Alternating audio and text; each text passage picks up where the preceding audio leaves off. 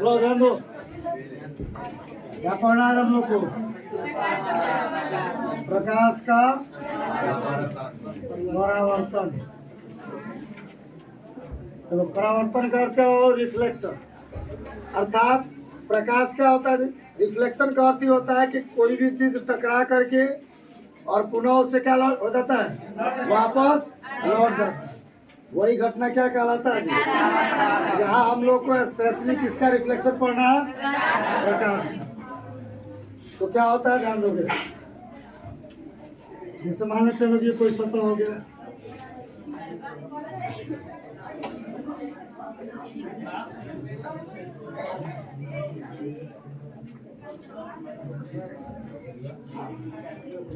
ये एक हो गया सतह जिसका एक हिस्सा क्या किया गया, कलई किया हुआ है। कलई का अर्थ रंगा हुआ। इससे अगर जो कांच और इस शीशा में अंतर होता है, कांच का कोई भी सतह कलई किया हुआ, जबकि शीशा का एक हिस्सा क्या किया गया रहता है। जब एक हिस्सा कलई किया हुआ रहता है तभी जाकर के हमारा उससे प्रतिबिंब क्या होता है, दिखाई। या हम लोग को पढ़ना है प्रकाश का। तो हम क्या कह सकते हैं कि जब प्रकाश की किरण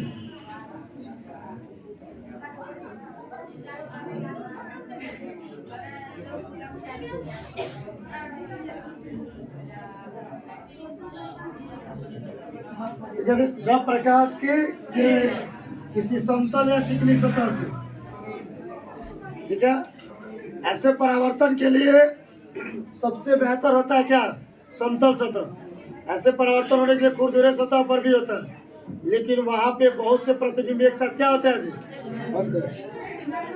तो क्या हो जाएगा, जब प्रकाश की किरणें किसी समतल या चिकनी सतह से टकराकर पुनः उसी माध्यम में क्या होते हैं जी, लौट जाते हैं। तो लौटने की इस घटना को क्या कहते हैं, प्रकाश का। ठीक है, जब प्रकाश की किरणें किसी समतल या चिकनी सतह से टकराकर पुनः उसी माध्यम में, तो प्रकाश के परावर्तन में माध्यम नहीं बदलता है जी। अगर परावर्तन की क्रिया वायु में हो रहा है तो प्रकाश सतह से टकरा करके पुनः वायु में ही निकल जाएगा। समझ में आ रहा है? जब प्रकाश की किरणें किसी समतल या चिकनी सतह से टकराकर पुनः उसी माध्यम में लौट जाता है, तो लौटने की इस घटना को क्या कहते हैं जी, प्रकाश का परावर्तन। क्या कहते हैं, प्रकाश का। अब ध्यान दें, ये तो एक समतल सतह हो गया, समतल सतह। अब ध्यान देंगे, जो सतह पर किरण आता है ना जी, उससे क्या बोलते हैं हम लोग, आपतित किरण। क्या बोलते हैं, यानी हम कह सकते हैं कि सतह पर पड़ने वाली किरण को, ठीक है, सतह पर पड़ने वाली किरण को, और सतह से टकरा कर जाने वाली किरण को परावर्तित किरण। क्या बोलते हैं, परावर्तित। सतह पर आने वाली किरण आपतित किरण, सतह से टकरा कर जाने वाली किरण, ठीक है। अब सतह पर जो भी किरण आएगा वो क्या कहलाएगा जी, माने आ रही है, ठीक है, आ रही है, उसका नाम क्या हो गया, आपतित किरण। अच्छा, अब एक ध्यान दोगे, जब आपतित किरण सतह पर आया होगा तो सतह के किसी न किसी एक बिंदु पर ही टकराया होगा जी, तभी तो वहां से टकरा करके वो आगे बढ़ गया है। तो उस बिंदु का नाम क्या रखा गया जी, आपतन बिंदु। क्या रखा गया है, आपतन बिंदु। यानी आपतित किरण सतह के जिस बिंदु से टकराती है उसे क्या कहते हैं जी, आपतन बिंदु। सतह पर जो किरण आती है उसे, सतह से टकरा कर जाने वाली किरण को आपतित किरण जिस बिंदु पर मिलती है, अब देखो क्या किया जाता है, आपतन बिंदु पर एक लंब डाला जाता है। आपतन बिंदु पर क्या डाला जाता है, लंब।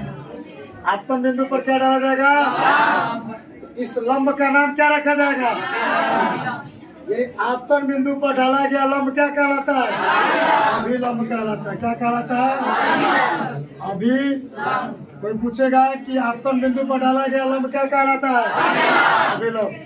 सतह पर आने वाला किरण, सतह से जाने वाला किरण, आपतित किरण जिस बिंदु पर पड़ती है आपतन बिंदु पर डाला गया लंब। अब देखो आपतित किरण और अभिलंब के बीच में कोण बना है कि नहीं बना है? इस कोण को किससे सूचित किया जाता है? आई। आई का नाम क्या हो गया? आपतन कोण। क्या नाम है? आपतन कोण। क्या नाम है? आपतन कोण। कोई पूछेगा आपतन कोण किसे कहते हैं? कहोगे आपतित किरण और अभिलंब के बीच के कोण को क्या कहते हैं जी? आपतन कोण। आपतित किरण और अभिलंब के बीच के कोण को,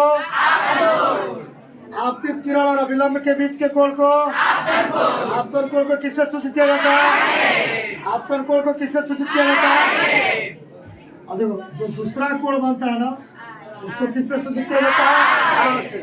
किससे सूचित किया जाता है? आर का पूरा नाम क्या हो जाएगा? परावर्तन कोण। क्या? परावर्तन कोण। क्या बोला जाएगा? परावर्तन कोण। तो परावर्तन कोण किसे कहा जाएगा? परावर्तित किरण और अभिलंब के बीच के कोण को, परावर्तित किरण और अभिलंब के बीच के कोण को, आपतित किरण और अभिलंब के बीच के कोण को, परावर्तित किरण और अभिलंब के बीच के कोण को, परावर्तन कोण को किससे सूचित किया जाएगा? आपतन कोण को। सतह पर आने वाला किरण, सतह से टकरा कर जाने वाली किरण, आपतित किरण जिस बिंदु पर पड़ती है आपतन बिंदु पर डाला गया लंब। आपतित किरण और अभिलंब के बीच के कोण को, परावर्तित किरण और अभिलंब के बीच के कोण को, परावर्तन कोण को सूचित किया जाता है। आपतन कोण को सूचित किया जाता है। हेडिंग बनाओ प्रकाश का परावर्तन।